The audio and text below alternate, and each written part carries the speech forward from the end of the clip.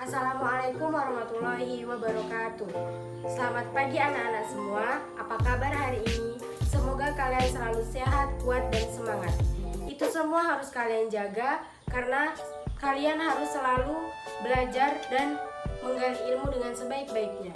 Jangan lupa selalu mencuci tangan, jaga jarak, jangan keluar apabila tidak terlalu penting agar tubuh anak-anak ibu selalu sehat dari segala jenis virus yang berbahaya. Baiklah, seperti kata pepatah, tak kenal maka tak sayang. Perkenalkan, nama Ibu Sanifah Sanun yang akan mengajar di mata pelajaran IPS. Sebelum lebih jauh, pasti kalian pernah mendengar apa itu IPS. Apa yang kalian tahu tentang IPS? IPS sendiri merupakan singkatan dari sebuah ilmu pengetahuan sosial di sekolah. IPS merupakan mata pelajaran yang mempelajari tentang antropologi, sosiologi, geografi, ekonomi, tata negara, sejarah, dan lain sebagainya. Dengan menampilkan permasalahan-permasalahan yang ada di kehidupan sehari-hari di masyarakat. Dari pengertian mata pelajaran IPS tersebut, di sini kita akan membahas mengenai potensi sumber daya alam yang ada di Indonesia. Baiklah, potensi sumber daya alam di Indonesia di sini Ibu akan membahas dan menjelaskan mengenai judul besarnya, yaitu potensi sumber daya alam dan kemaritiman yang ada di Indonesia. Di sini terlebih dahulu Ibu akan menyebutkan dan menjelaskan indikator beserta kompetensi dasar yang harus kita capai. Yang pertama yaitu indikator 3.1.1 yaitu menguraikan potensi sumber daya alam dan kemaritiman di Indonesia. Kemudian indikator 4.1.1 mengklarifikasikan sumber daya dan kemaritiman Indonesia. Selanjutnya yaitu tentang kompetensi dasar yang harus kita capai, yaitu KD 3.1 memahami konsep ruang, lokasi, distribusi, potensi iklim, bentuk muka bumi, geologis, flora dan fauna, dan interaksi antar ruang di Indonesia serta pengaruh terhadap kehidupan manusia dalam aspek ekonomi, sosial, budaya, dan pendidikan. Kemudian KD 4.1 menjelaskan konsep ruang atau lokasi, distribusi, potensi iklim, bentuk muka bumi. Baiklah, langsung saja kita masuk pada pembahasan yang pertama, yaitu mengenai potensi sumber daya alam di Indonesia. Sumber daya alam adalah semua kekayaan yang berasal dari alam, kekayaan yang berasal dari bumi, baik benda hidup ataupun mati, yang dapat dimanfaatkan untuk memenuhi kehidupan atau kebutuhan manusia. Dengan kata lain, sumber daya manusia adalah segala sesuatu yang tersedia dan ada pada alam atau bumi yang mampu memberikan dukungan bagi kelangsungan hidup manusia. Apapun yang ada di alam yang dapat dimanfaatkan untuk memenuhi kebutuhan manusia dikatakan sebagai sumber daya alam.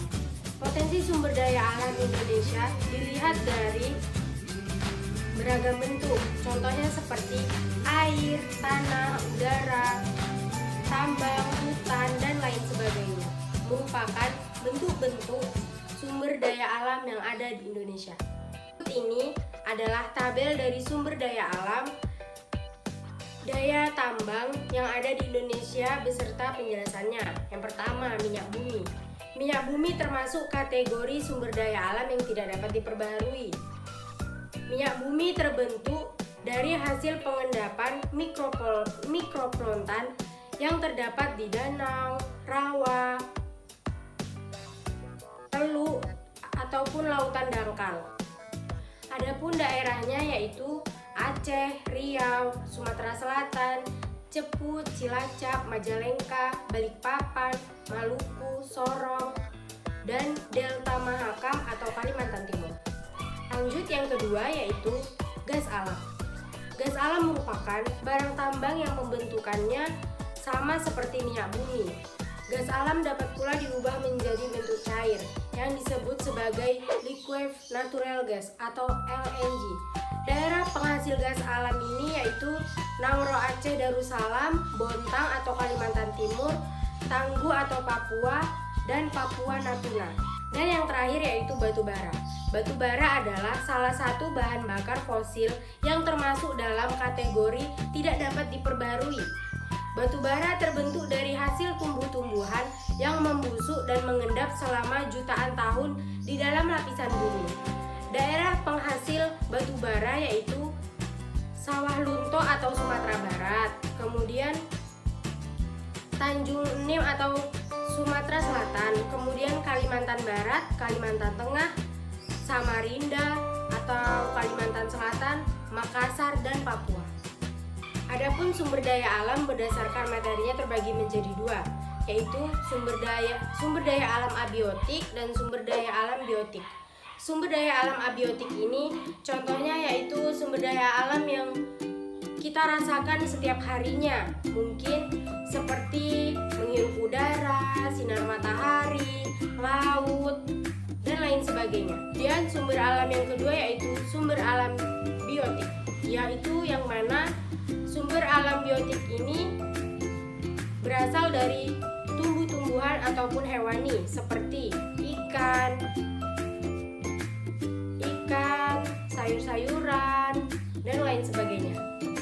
Selanjutnya yaitu materi yang kedua tentang potensi kemaritiman di Indonesia. Luas laut Indonesia mencapai 2/3 dari seluruh luas wilayah Indonesia, yaitu 5,8 juta kilometer persegi. Di dalam laut tersebut tersimpan kekayaan alam yang luar biasa besarnya. Potensi sumber daya laut tidak hanya berupa ikan, tetapi juga bahan tambang seperti minyak bumi, nikel, emas, bauksit, pasir, besi, dan lain sebagainya. Kekayaan yang dapat dimanfaatkan dari sumber daya laut yang lain adalah sumber daya yang berupa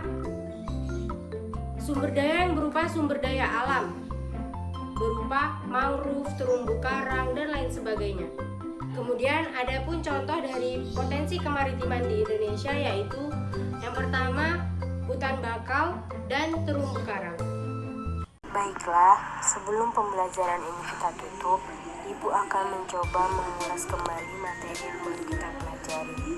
Adapun kegiatan selanjutnya yang harus anak-anak kumpulkan di minggu depan adalah mengklarifikasikan potensi sumber daya alam dan potensi kemaritiman yang ada di Indonesia. Baiklah, cukup sekian materi hari ini. Jangan lupa tugasnya untuk minggu depan, dan jangan lupa kalian pelajari materi ini dengan sungguh-sungguh ya di rumah. Tetap selalu menjaga kesehatan dan selalu semangat. Selamat siang anak-anak. Sekian Ibu akhiri. Wassalamualaikum warahmatullahi wabarakatuh. Sampai berjumpa di lain waktu.